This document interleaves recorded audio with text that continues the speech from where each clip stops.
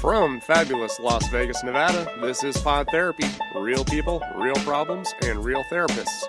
If you have any questions you'd like to ask or advice you'd like to give, come on over to podtherapy.net and join the conversation.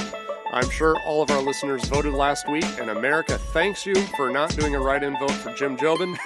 Never waste a vote. And now, broadcasting from the churn, that guy is Dr. Jim Jobin. I'm Nick Tangeman. It's time for some Pod Therapy. I want to run for dog catcher. Do we have a dog catcher? Can you run for dog catcher? That's the only thing I would support you on as a candidate. I read the other day that this is the case in like a lot of states, but apparently like the lowest level position, like dog catcher, and dog catcher is like a joke, but it's like constable or something quite small that's like not a very big position, is the only position in most states that has the legal authority to place the sheriff under arrest. And because the sheriff is the highest law enforcement official of the state, besides like the attorney general. I think the coroner can do that. That's what it was. Yeah, it was the coroner. And yeah, the like, coroner what can the hell? arrest, yeah. The coroner can place the sheriff under arrest. Yeah. So, but I would go for coroner, but no. I can't even watch like Scrubs. I cannot handle dead bodies. Yeah, you are in no way qualified. No. Well, I mean, how qualified do you have to be? Is this guy dead or not? Yeah, he's dead. Let me poke him again. Yeah, he's dead. I feel like that's it, man. I feel like that's all they have to do. How licensed do you have to be? Now we're going to get, hate mail from the coroner community. Level of ignorance never ceases to surprise me. Oh, well, we'll get there. I'll keep pushing. Until it comes. Coroner community? Oh, it's a very robust. A big chunk of our listeners, are coroners. Yeah. There's a professional alliance. They show up at all the conferences. Coroners and therapists are just very together entangled. You're outside of my realm of expertise here, so basically, the way you become a coroner is you go to med school and you do such a horrible job that, like, we got to put this guy in a lane where he can't kill a patient. And they're like, no, I got it. If you kill him again, nobody's going to say anything, so it's fine. I mean, I feel like coroner is the only part of the medical profession that I am qualified to do. That's right. That's what I'm saying. What are the stakes? They can't be more dead. Okay, but you do realize that it's not just saying, yes, this guy's dead. You have to say why. I mean, you wait. A coroner does that? Yeah, I thought there was somebody else that came in to do the autopsies. I thought the coroner does the autopsy. I feel like the coroner does do it. Yeah. Oh well, they're the ones I'm not qualified at all. I mean, who's going to call you out? I can't. What killed this guy? He choked on a chicken board. Yeah, that's right. Just always your every go-to. time cardiac arrest. I feel like eventually you just start going, he was poisoned. Every now and then with the family, like, oh my god, who did this? Every now and then you just throw in like pulmonary embolism. Yeah, I don't know what that is. Do you know what that is? Well, nope. I'm not going to Google it. I just feel like nobody's going to question you. What are they going to do? Go get a second opinion? Go elect another coroner? It's got to be like 95% of the time. It's just going to be like, you just write down whatever. Yeah, right. It's just natural causes. Yeah. Or cancer. Yeah, just put... Died from cancer. Yeah, it's just something. But that'll be how you get caught. Is you're going to have not gone to the office for like 3 weeks, and then somebody from the press is going to come to you and go, Mr. Smith, we did want to get your comment. What did take Mr. Bradley's life? Cancer. It was cancer. Okay, because he was assassinated on live television. Are you sure? Yeah. No, it's weird how it was a photo finish. Timing. Photo finish. Crazy timing. I mean, that bullet, you shouldn't even indict this guy. This assassin really, should he be held responsible? I mean, he shot a dead body. Is there a law against shooting a dead body? Yeah. Because that's what he did. They just hadn't fallen over yet. Bradley was gone before the bullet. But sir, he was mid-speech. I just feel like that was... I know, crazy, right? It's incredible. He's a dead man giving these last words. Well, I think this just goes back to that idea that if you say anything with confidence and you stick with it, it will. Well, also, who's going to double check? I just feel like they're going to have to wheel this dude to Boulder City and get that coroner to, and just nobody's going to do it. Give that guy, an Olive Garden gift card. You're good. Nobody wants that paperwork. No, nobody wants that gift card, to tell you the truth. Yeah. Okay. So we are not doing science today, in part because last week's science caused quite a stir, and in part because we have so many questions. That we've actually fallen really behind on answering some of these questions. So we're diving right into the good stuff today. Okay, so let's get right into our first listener mail. I really liked this one. This is one I've read several times. Thought, man, this is a good story. Girlfriend's ex-husband threatens to kill me. Hey guys, I was turned on to your podcast by ICS, caught up on the back catalog, love the show. Your podcast has already been so helpful in how I see many things, especially on things like the opioid crisis, my brother is a recovering heroin addict, and how to deal with my anxiety. Well, at least how to reframe it. I'm 32. I've been seeing a woman who is over 10 years older than me. This started innocent at first. She works far from home, and she and I started seeing each other. She informed me she was married. I know, rough way to start. But I really don't think we would make a long-term thing out of it. We were both lonely and had a great chemistry. Well, skip ahead almost 2 years. Lots has happened, and she has moved away from her husband's place and in with me. Of course, this didn't go over well with her husband. When this happened, he threatened he would kill me. To quote, "I'll find a way, I will find you and kill you, motherfucker." Unquote. Okay, here we are, 4 months after the original incident, and I get a call from the ex and don't pick up, but let my girlfriend know he was trying to contact me. From this, I am informed she says he's on his way to our place. And this isn't the first time he's threatened this, but it is the first time she has shared it with me. Apparently, if she doesn't reply to his texts or phone calls, he threatens to come to our home. Wow. Now, this is where my real confliction comes. I told her I want to go to the police with this and possibly get a restraining order against him. She says if I do this, she will have to leave our home. She has a 17-year-old living with him, and it's too hard to draw these hard boundaries with him. I'm really conflicted. I love her, and I don't want her to leave because she is being bullied by him, but I'm afraid even if she doesn't leave, he will continue to threaten her. She has a counselor appointment at the end of the week, which she says she'll talk to the counselor about the situation. This situation is complicated as she has a 17-year-old daughter living with her ex. She lives there because she wants her to finish her high school, where she has been living since middle school. She feels that if he is made to, he will take it out on their daughter. I feel like I need to purchase a firearm to protect myself. I really don't know what he is capable of. He has committed physical violence on my girlfriend, who didn't inform law enforcement even though she was told it was very important that she do so by me and her friends. I really don't know what I should do. Am I endangering her and myself by not taking action? Do I have the responsibility, legal or otherwise, to do something? I believe she is going to move in with a friend to placate him. I hate the idea of her being bullied into this, and I just want to protect her. I don't want to alienate her by pushing too hard. Thanks to you guys for your great show. Wow. Okay, so many levels to this. So many levels. So, obviously, anybody who hears that, the thing that really catches our ear is, okay, a man is threatening violence to a woman and her new boyfriend. And so there's a lot of drama here. They were still married when they started dating. The marriage and the relationship did not get to come to any kind of natural end. They still have a daughter in common. Daughter still lives there. Girlfriend sort of just moved over into this new guy's house. And there's definitely a lot of cause that we can kind of see where this all comes from. But also it's sort of irrelevant because it's escalated to this point, right? Where now we're talking about restraining orders and violence. This guy's threatening to come hurt him. And that's a whole new level. And I think that's like, that rises to the very top of my mind is like, whoa, red lights are going off right now. Yeah, and obviously, I mean, as you said, it's easy to look and, kind of get distracted. Even the writer says, like, yeah, I know this wasn't off to a great start. Sure. But we're still left with, okay, well, here we are. Regardless of what happened in the past, we're in this situation right now. What do we do to deal with this? This does have a lot to do with boundaries, and it is sometimes easy for the outsider to look at this situation and say, well, just, you got to set these boundaries and you have to enforce those. But sometimes, as in this case, it's a little bit harder than we think because we've got a teenager involved. Yes. We've got another innocent person who's kind of sucked into this mess. How do you set those boundaries while still protecting her? Yeah, and so to the writer, and the way we have to kind of think about this is we have four personalities that are in play. We have the husband, we have the girlfriend, who is the husband's ex-wife, and the mother of the child, the 17-year-old, and then we have the writer, and the writer is the boyfriend, okay? What I think is difficult about this to the writer is you are looking at a situation that is complicated. You feel powerless. You desire to protect her. That's a natural feeling. That's fine. You also desire to protect yourself, and you have been actually threatened by the husband, right? So you're scared of that too. However, I would not, I guess I'm going to come alongside you and just own the frustration with you and say, absolutely, this is a wring your hands kind of moment. And it is also kind of true that this is not entirely your call. You can place a restraining order on this man.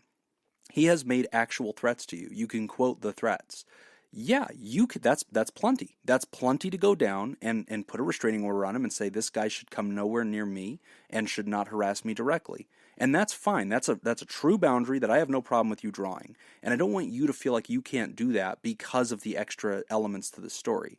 However, in the same vein, your girlfriend, she needs to make her own choice about what she's going to do too, because there is some complication with putting a restraining order on somebody whenever you have a child at their house, because that now prevents you, the mother, from going to their home to like see your daughter or to interact with her at school or to show up at a sporting event. These things get unnecessarily complicated, and I can see where she's looking at this going, I am under 12 months from finishing this. I just need my 17-year-old to turn 18 and then it doesn't matter anymore. Then I can put a restraining order on him, I guess. But, I mean, I can see where that complication comes from, and so I'd want the writers sort of appreciate, as much as you want to see her go the legal route, you want her to report things, you want her to put a restraining order on him, you want to see her protected, she does need to make these decisions herself. And the thing, Nick, that I most appreciate in this was she's going to see a counselor, and I'm allowing privacy for that. I'm allowing her and her counselor to discuss and flesh this out and make a decision consistent with what would be in the best interest of everybody. And I think that that's the right kind of deference in this moment.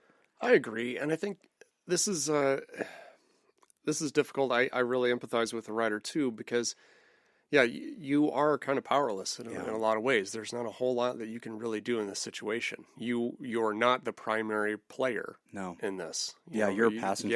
Yeah, he's kind of on the bench, right? Yeah. The other thing too that I kind of caught on to is both with him and with the woman, this fear of, this fear of if I set a boundary, I could make things worse. Right. And this is a common thing that I see a lot with people when we start talking about boundaries. Is people will always say, well, I don't want this person to do this, but if I set this boundary, then they're just going to go and they're going to do something else that's even worse. Mm-hmm. So I may as well allow this to happen.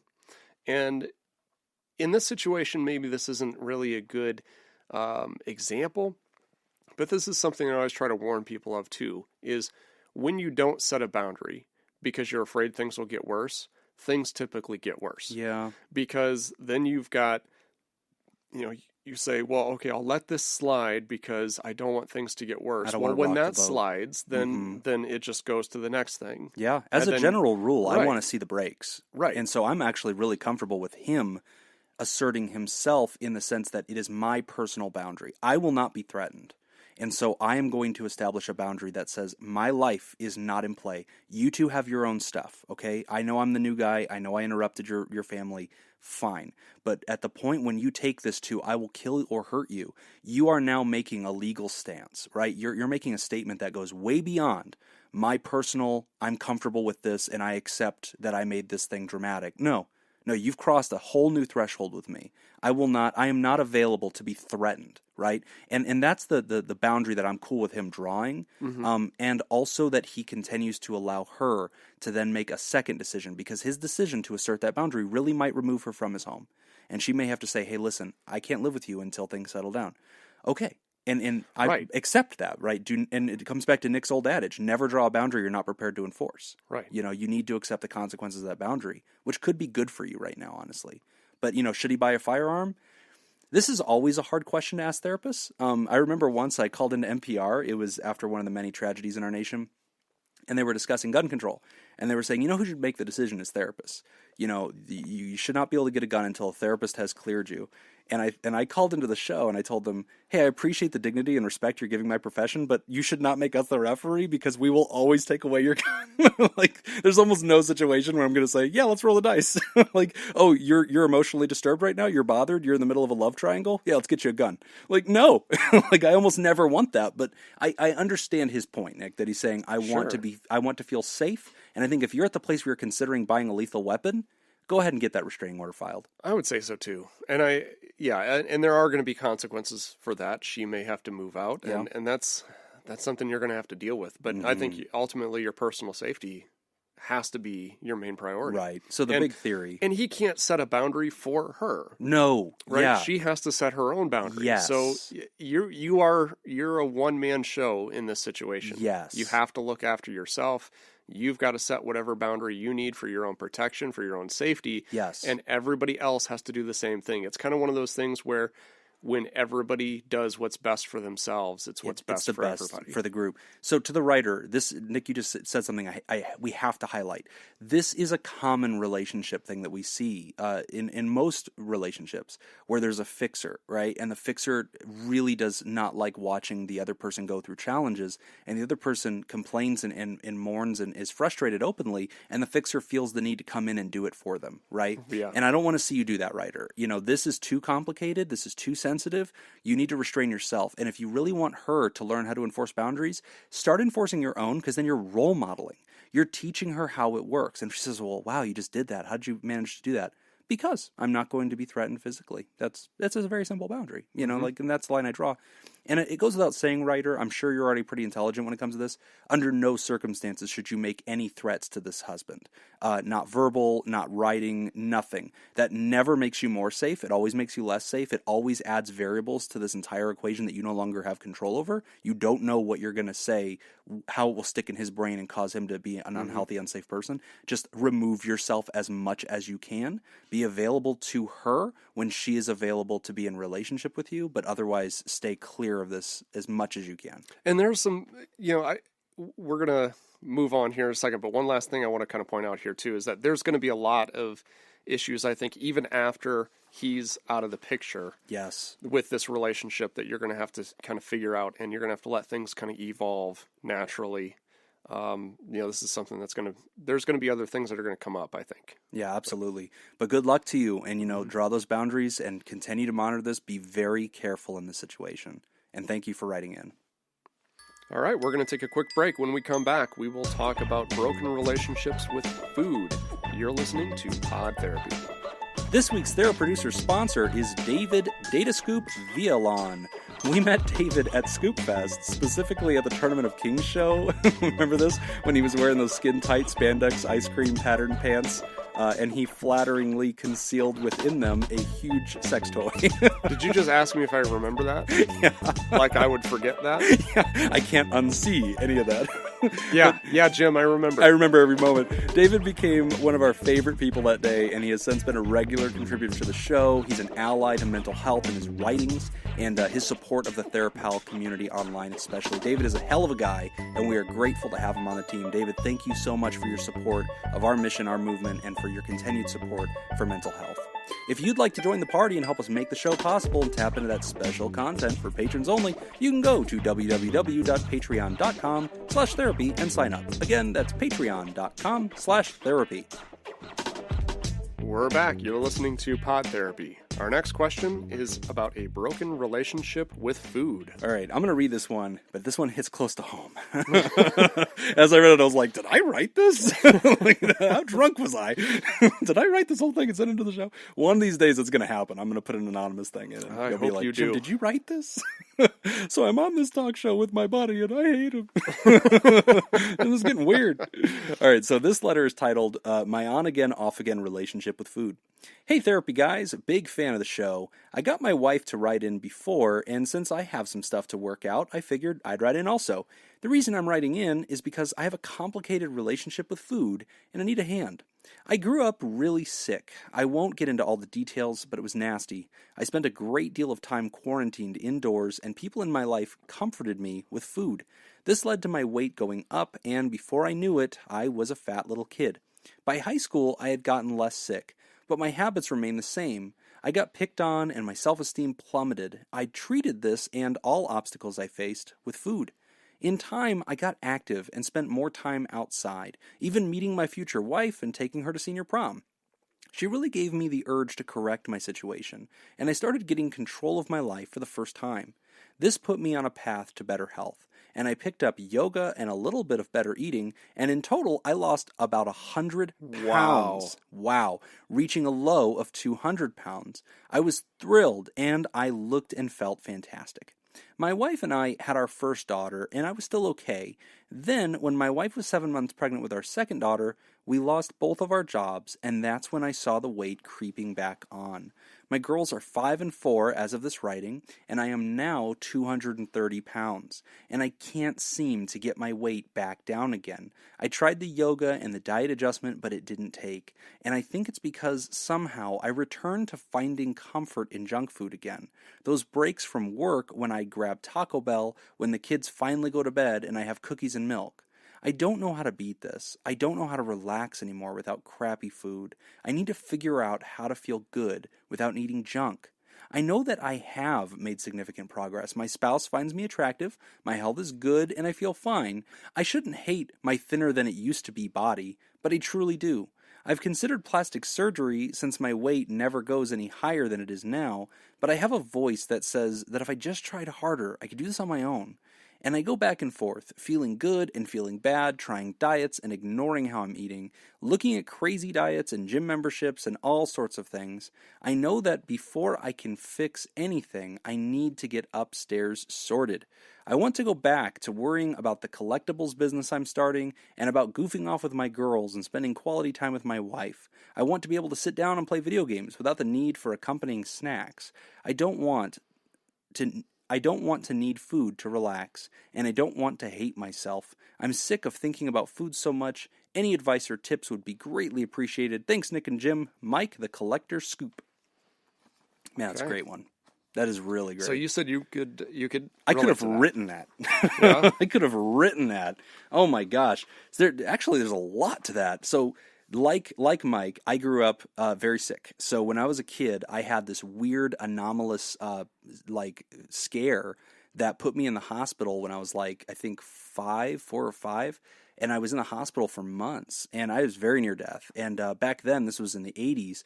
They thought I had HIV, because they didn't even know what HIV was really at the time, and so that was the best explanation they could come up with. Really? Yeah, and so there was no treatment. Basically, I was just in the ICU for months, and then I eventually just healed. But it terrified my parents, and during that time, they figured out I had a heart arrhythmia or something like that, which is an irregular heartbeat, but it doesn't mean that your heart's going to explode. But again, you almost lost your child, so I became the delicate one, the one that they were scared to lose. And then my sister wasn't born for years and years and years. We're a huge age gap. So basically, my childhood is very similar to Mike's in the sense that I was always being cautioned, hey, don't overexert yourself.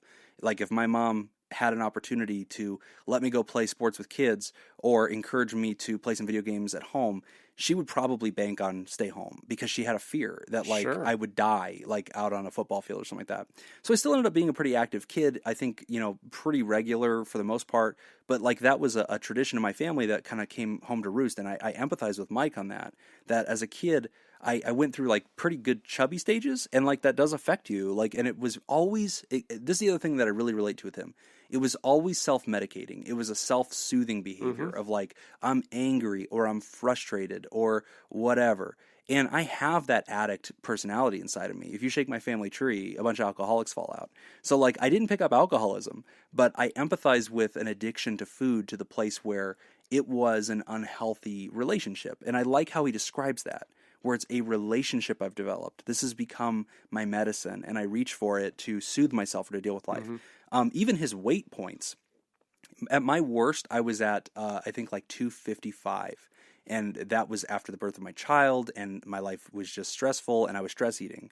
And, also you never leave your house anymore. You only eat at home, or you only grab what's quick. And so, I soared. Then when my daughter went to the ICU, this was a couple of years ago, I dropped to 190. But I dropped from 250 to 190 in 3 weeks. Wow. Just crippling anxiety, right? But she ended up being healthy, and I decided, okay, I'm going to try to keep the gains here and do okay. So it slowly came back up to the place where now I fight in the 220s. And just like this guy, I want to drop the rest of it, right? I want to come down to 190.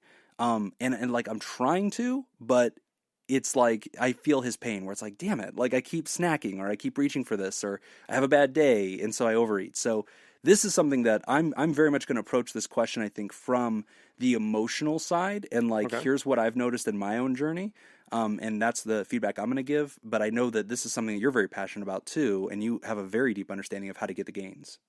I mean, I guess from my perspective, one of the things that I'm looking for is and I'm not giving nutrition advice, so I want to throw that out there right away. We're therapists, not nutritionists. That's not my thing.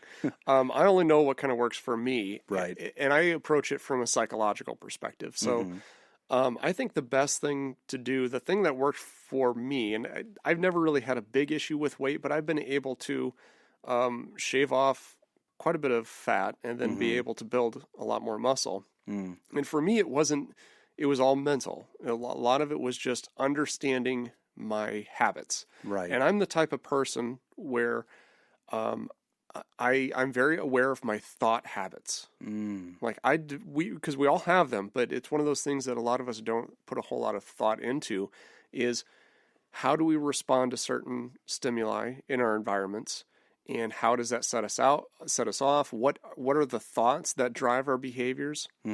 Like listening to, our listener that writes in, one of the things that he's talking about is playing the video games without a snack. Right. So that's one thing that kind of stuck out to me because really what that is that's that trigger, right? It's that comfort food. We don't, it's, for me, my relation to that is going to a movie without having a whole bunch of junk food. Right.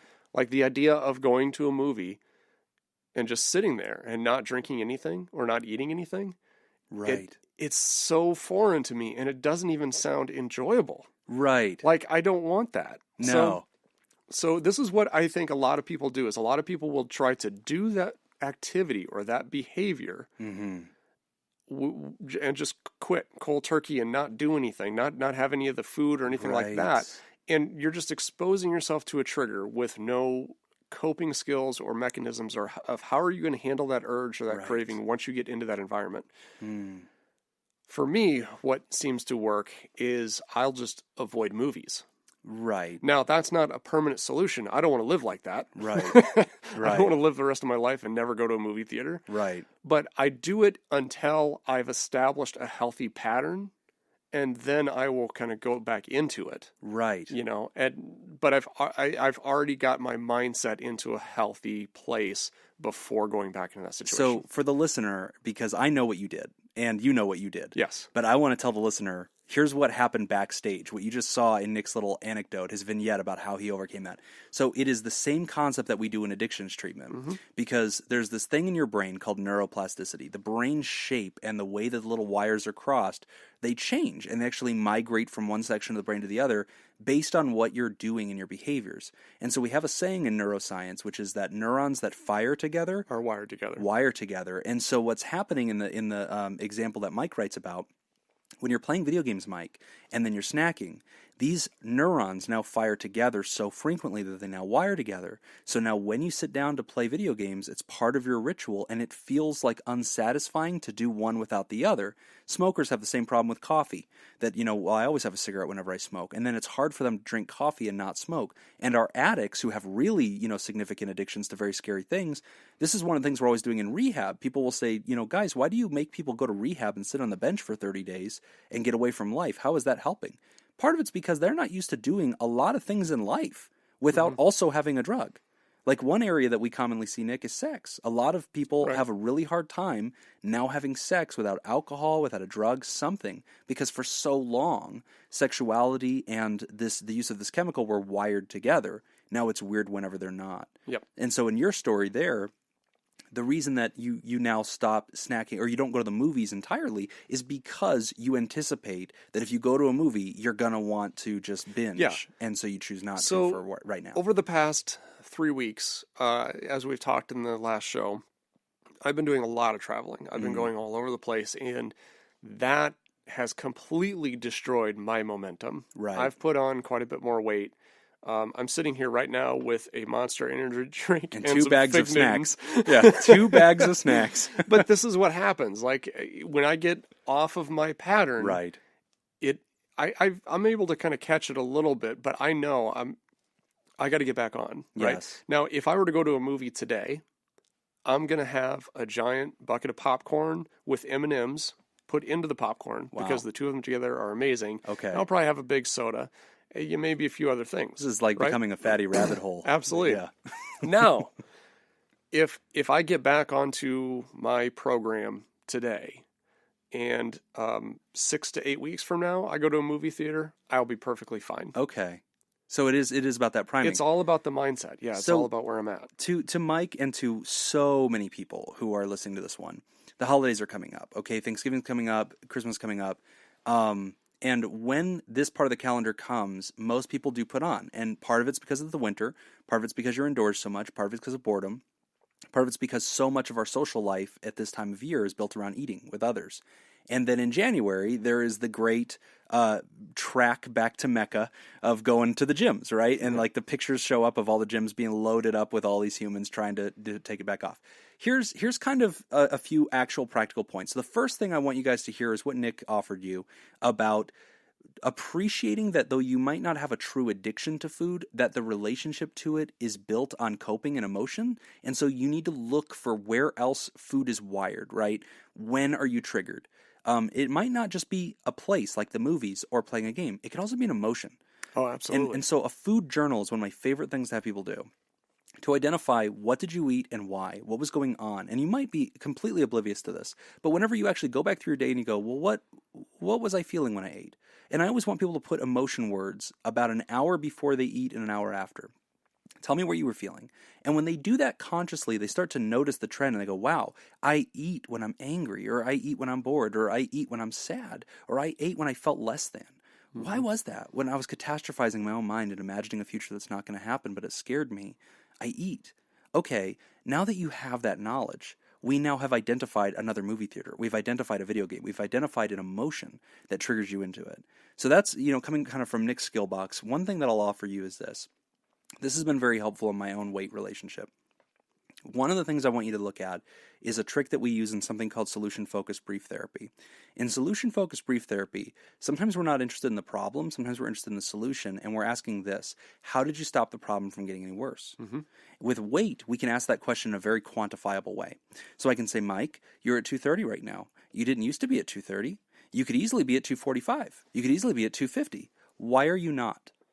And I'm not asking how come you're not at 200. I'm asking why are you not at 245? And you go, well, I don't know. No, you know. Because you could do that right now. Why is that not the case? And usually your answer is going to be, well, I stopped myself. I have a cheeseburger, but I only have one. I have fries, but I only have one. I could order a second meal, and there's a version of me that used to. Or, whenever milkshakes are going, I will pass on a milkshake, or I'll only have one beer, or I buy Michelob Ultra instead of a Corona, or whatever. There's all these answers to that question. Why your weight is not higher than 230. Usually what that teaches me is that's the exception to the rule. Mm-hmm. The rule is I don't have appetite control. The rule is I don't have the supremacy of this relationship with my food. But the exception is accept that you're not gaining more weight. So if we find those answers, how are you preventing the problem from getting worse? We can usually retrofit those and activate them to become better solutions toward how do I drop 5 pounds. And I think that that's actually a really helpful part of my journey is I'll look at it and go, okay, I'm not going up to 240. How do I prevent that? Well, that's usually the exact same solution that's going to bring me down to 220. Absolutely. I just have to do it in a different way. Well, and a lot of times people have solutions without really realizing it. There's this thing that we call preseason change, which essentially is we tend to notice this decrease in symptoms right before someone gets into therapy. Right. It's like right before they get into therapy, they're all of a sudden like they're kind of starting to come back up a little bit. Yes. And that's very important. There's a lot of data in that one little piece there because that tells us something is working. You're starting to implement something without even realizing it. I used to, when I was a new therapist, I was a huge devotee of solution-focused brief therapy.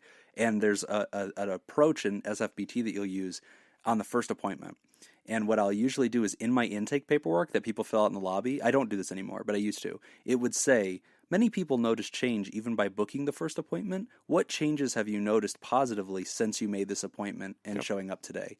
And people would usually add some things like, yeah, my thoughts been clearer, I've been nicer to my wife, like all these little things. And I usually try to bring that to their awareness to point out, don't be fooled into believing that everything's going to be fine now because you feel a little bit better. That's the placebo effect, right? That's because you knew help was on the way. And we all do this. We call the ambulance because things are so scary, and then while the ambulance is on the way, we start to feel better, and we think, well, maybe I don't even need an ambulance. No, let them come. Right. Let the helpers help. But don't be, don't be surprised if things actually look better just because you're pre-seasoning. Right, but a big piece of that too is how does that mindset change behavior? Right. Right? So how does the idea of I'm getting help now, that just that thought alone doesn't it change all of your symptoms. It's how does that influence your behavior? So all of a sudden, now that you know help's on the way, now you're starting to behave differently. Yes. So I'm starting to talk to my wife better. Right. So, okay. So we know that the behavior is causing the result. All you needed was that different mindset. The mindset changes everything. And this is something I really want to circle back to with Mike and celebrate him, because Mike said, I know I need to get my upstairs right. And that's absolutely true. Because you can go grind it out in a gym, but if your upstairs isn't right, you're going to gain it all back. Because eventually, you do not have the permanent long-term coping skills, right? And the same thing works for an alcoholic. I can put him on an island and keep him dry for a year. But as soon as I take him back to the mainland, he's going to drink at some point because he never relearned life in the absence of this other thing, right? And so I really like what Michael's talking about here. And this is something, Nick, that, we've not talked in depth about, but an idea that I have for our TheraPal community and our Patreon in January is maybe to do some kind of like weight loss group. Maybe our book of the month will be something having to do with that, and create a support group for this, because I think a lot of us struggle with it. And it's the mentality shift that changes everything. This is why Weight Watchers and support groups, Overeaters Anonymous, are so effective, because your mentality changes. You start patrolling your life for these things. You increase your awareness of it. And by doing so, there's an old saying, anything you measure, you manage. Right. So I'm a big fan of the weight loss apps, measuring your weight daily, even if that doesn't change, a lot, even if you're not working out today, just by measuring it, it will subtly influence what you choose. So Mike, I love that you're willing to take a look at this. I think we've given you a couple of pieces of hard advice, and practical advice is what I mean. But I just want to encourage you to continue that introspection. Your awareness heightening is what's going to change this in your life. Absolutely. I would start with the food journal. Yes. Yeah, like Jim said, record some thoughts. Yes. Record all that. That's already there. Like the app that you and I both use, MyFitnessPal. MyFitnessPal. There's a way to add notes to it, just journal notes, and that's what needs to be added in the day. Because you can punch in, I had this burger at Jack in the Box, but then in the notes section you need to say, lunch, felt X, noticed my boss said something weird to me, so I took a break to get out of the building. Yeah. And this cleared my head. Yep. So it's just good for you to start noting. You'll be surprised the patterns that you start to pick up. Very good. Thank you for writing in, Mike. Thank you for writing in. Okay, we're going to take a short break. When we come back, we will talk about how to overcome stage fright. You're listening to Pod Therapy. This week's Theraproducer sponsor is Judy Schneider.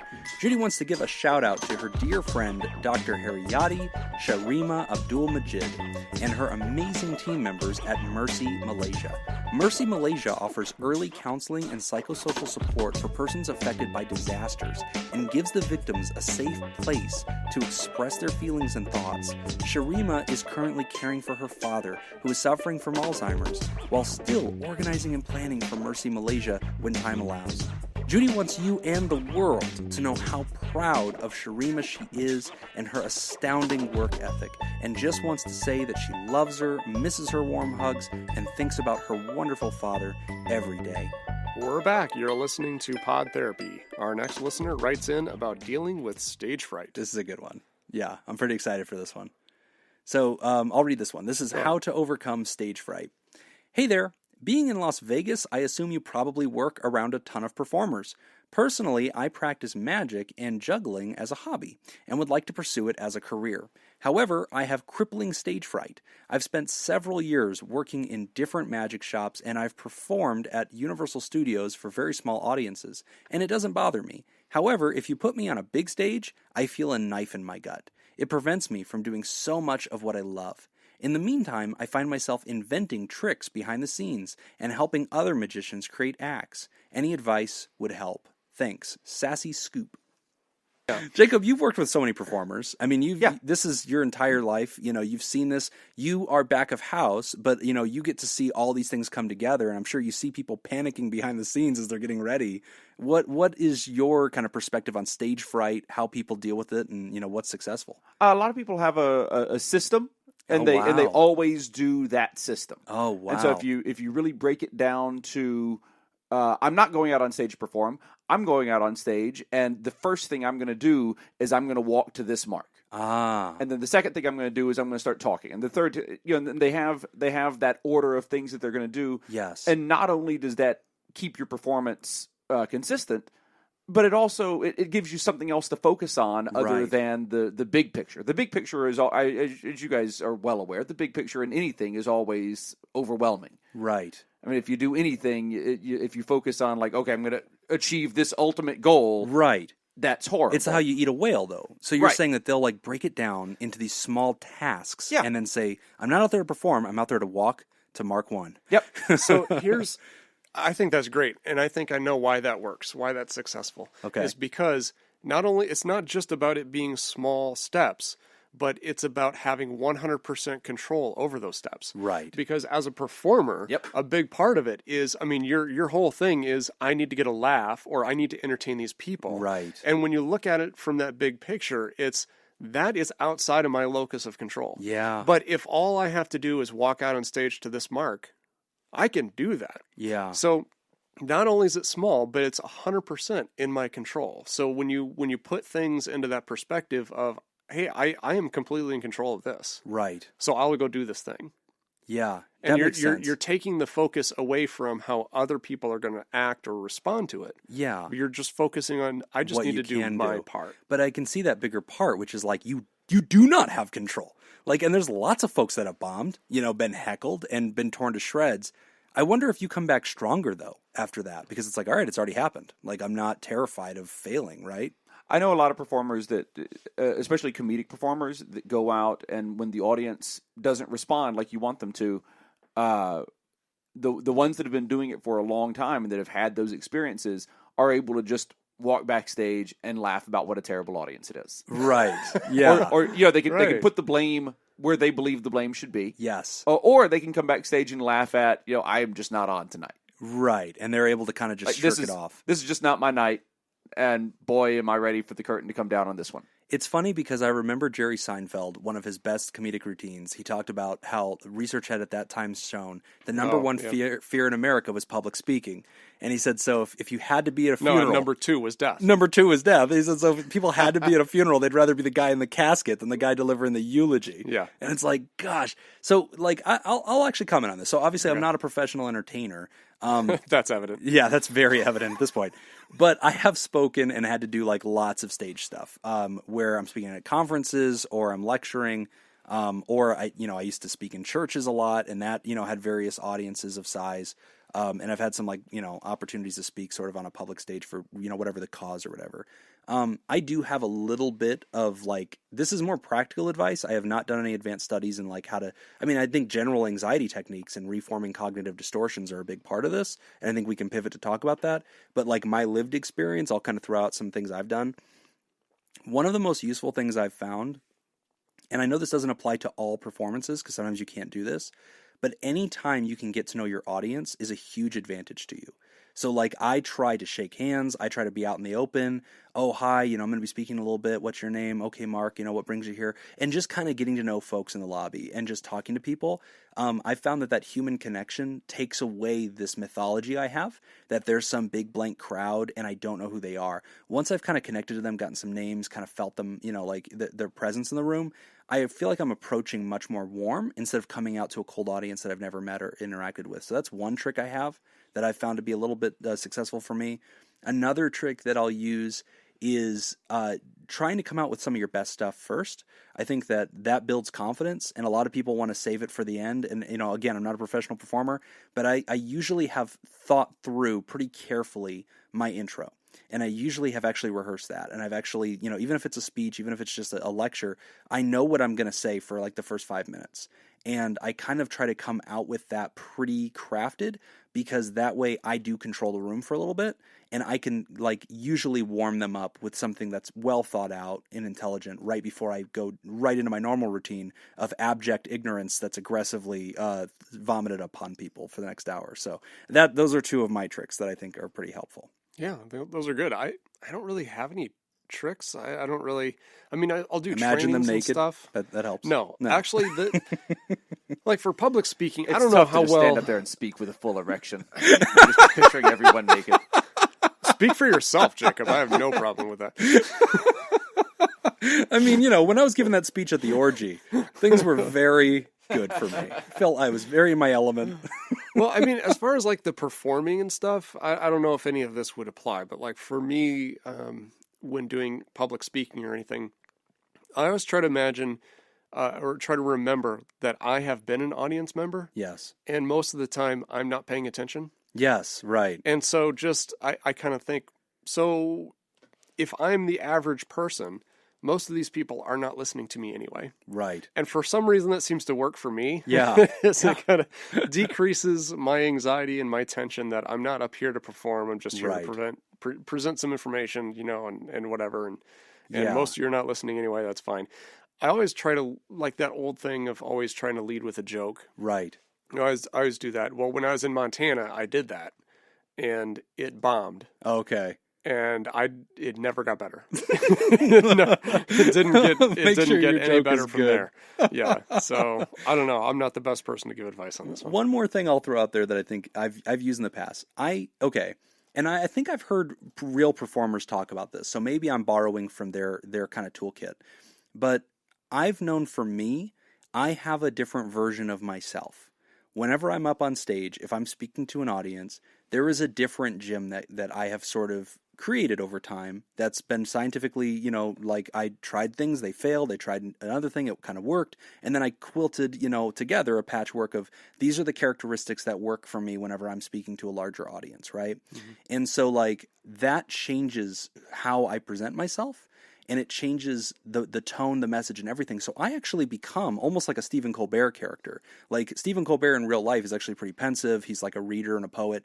And then there's Stephen Colbert, this boisterous, out of control character who's up on the screen. And that's the only way he can like do his thing. I don't think that's the case for everybody, right? I think there's a lot of people that who they are on stage is exactly who they are in person. I'm not that. So like for me, I remember I gave a speech once at, it was like some mental health panel that was at Nevada State College, and I opened up with this little bit that I usually do to kind of like diffuse the audience, but also to set the tone for the character that I'm going to kind of be, because my tone whenever I'm speaking is usually quick and like move fast and try to give them information and try to be kind of fast and witty. And I do that to sort of distract from my own fear, right? Because I'm trying to get them to move quickly with me. That way they don't get to analyze what I just said and realize I'm an idiot. And so, like, I don't want to go slow. Like, I want to keep the pace. And you think that works? I'm not saying it works. I'm saying I don't have stage fright. That's the only thing I'm saying. I'm not saying it's effective. Nobody gets anything from my talks. All I'm saying is I'm not scared. But the personhood that I kind of adopt is sort of this over the top, like, chummy narcissist kind of guy. And I think you've heard this joke that I've made to students before, where I usually tell students like, hi, I'm Jim, I'm in the community or whatever. If you ask 10 people, what they think of Jim, 3 will say that he's an insufferable narcissist. 3 will say, yeah, he is that, but he means well, and then, the next 3 will say, no, Jim's trying really hard to try to do good things for us in the community. And the last 3 will say Jim doesn't know how to count. Right. Yeah. Like that's usually my opening bit. And so if there's students listening to this, they're like, so that wasn't just ad-libbed. No, that was rehearsed. Yeah, of course not. But yeah, adopt a second persona. I think that's helpful too. So hopefully some of that helps. I don't know. And know your craft. Know your craft cold. If you're a magician, if you're out there doing it, you and I have talked about this before. You were telling me about Penn and Teller and how many hours, they put in, the man hours of work. They come out there, they could do this in their sleep, and I'll bet that makes them extremely confident about what they're going to do. Right. Well, I would say it goes even the same for whatever your line of work is, because that's kind of the way, too, with when I have to do a training or something. If it's a topic that I know really well, it always goes well. But if it's something that I just don't feel very confident in, it comes off that way. Right. Great question. Thank you for writing in. Congratulations on your career. I hope it continues to just be upward and onward from there. All right, Nick. Well, we are at the part of the show where we do some apologies. We read some reviews. We have some awesome new reviews that came in and give some announcements. So I only have one apology. The elections happened recently, and I apologize to everybody who had to listen to my political rantings. The election is over, so I will now return to my traditional screaming at football coaches and pizza commercials. So no more politics from Jim, but yeah. I doubt that's going to be the case. We also want to thank some Patreons. So we want to thank our newest THERAPALs that joined us at patreon.com/therapy. Welcome to Maxwell Schnurr, Elizabeth Lytle, and Gavin Bristow. Excited to have you guys. And once a month, we always say thank you to all of our Therapods, but today we're thanking our newest recruits to the dapper three-toed reptilian special forces of our therapeutic alliance. Welcome to Easy Whip, David Pollock, and Dan Martin, who upgraded from a THERAPAL, I'll note. Trust me, you guys have no idea what you've gotten yourselves into, but we are excited to have you anyway. And last but not least, we want to thank our bosses, the Elite Eight, the mysterious and shrouded Illuminati members of our fan club, the Theraproducers. The Theraproducers. Thank you, Smitty Scoop, Jake Schneider, Chairman of the Board Executive Theraproducer Robert Brownie Jr. Mint, Kayla Lansbury, David Data Scoop Violon, Judy Schneider, Graham Whittaker, Grae Whittaker, the Vice President of the Board, and Dr. Ben Don. Yes, we love you guys. And if you'd like to hear this episode uncut and all the mistakes that we actually just made and unedited, you can enjoy that by going to patreon.com/therapy and listen to the unedited, uncut, and unfiltered one. So we also have some awesome new reviews, Nick, from Facebook. Some great people left us some great words. If you want to read that first one, I can jump onto the second one. Yeah, on Facebook, Person X wrote ABDEFG. Oh, yeah, that's the unedited script. Here you go. Okay. Why would I need the one? Okay. On Facebook, Blake Martin wrote, "This is advice that you would normally have to pay for, and they give it to us for free. Jokes on them, really." That's funny. Joke's on you. It's terrible advice. It reminds me of that commercial from Verizon where we're like, how much would you pay for something you don't want? The guy's like, nothing? Exactly. Is this a test? Well, thank you, Blake. And also on Facebook, we got a very interesting review from Michael Harrowig, a.k.a. Easy Whip. And Michael wrote this: "I look forward to every new episode. I enjoyed this podcast far more than I thought I would. I instantly related with Nick's intelligent, deliberate, soft-spoken personality. And then there's Jim, the Flava Flav to Nick's Chuck D.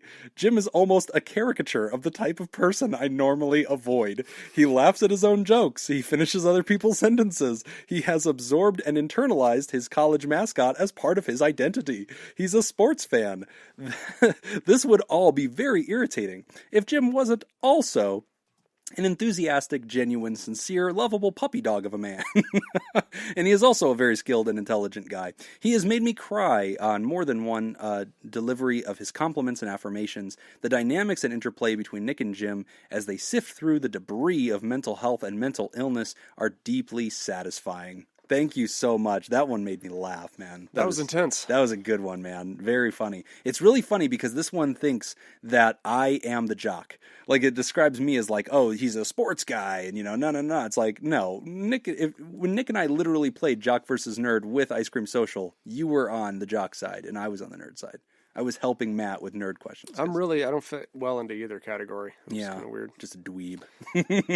But thank you for the review. We definitely appreciate that. So a couple of announcements. One is our book club is off and running. We're reading The Subtle Art of Not Giving an F by Mark Manson. And our video for Chapter 1 is already up on our Patreon. We're going to be uploading video 2 this week, where we kind of do like this feedback loop about talking about the chapter and breaking it down.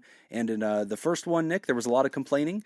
I did a lot of that, and I felt like I was still justified in that. But what's awesome is a lot of our friends on Patreon were like, yeah, Jim's right. Like, these were good points. And some people were like, I was mad, but not as mad as Jim. Jim's a little pissed. And also we have a brand new feature show that actually just went up yesterday as of this recording. It is called Afterthoughts, and it is with you and your girlfriend Laura. Tell us a little bit about that. Basically, we need to have something after the show to kind of process and to get another perspective, because we kind of joke that this is two white guys, heterosexual males talking about social issues.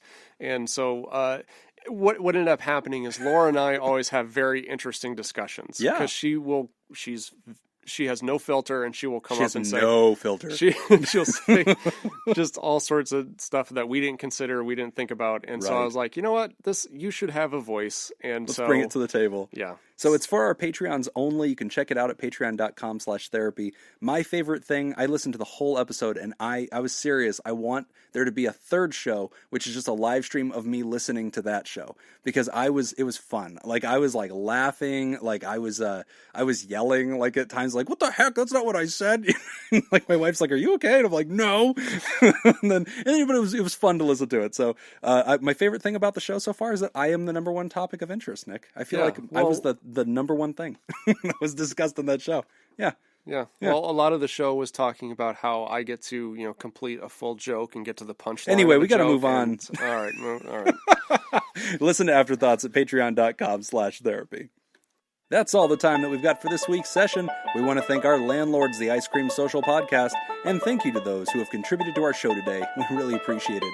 Remember, pod therapy isn't something that you should keep all to yourself. Help us reach out to others by sharing this episode and copying and pasting the link in the description. Don't forget that you can find us at facebook.com/podtherapy, on Twitter at PodTherapyGuys, and now at patreon.com/therapy. Do you want to add your own advice to today's questions? Post your thoughts at podtherapy.net and join the conversation. I'm Nick Tangeman. I'm Laura Cordova. Thanks, and we'll see you for your appointment next week, and you are certainly not.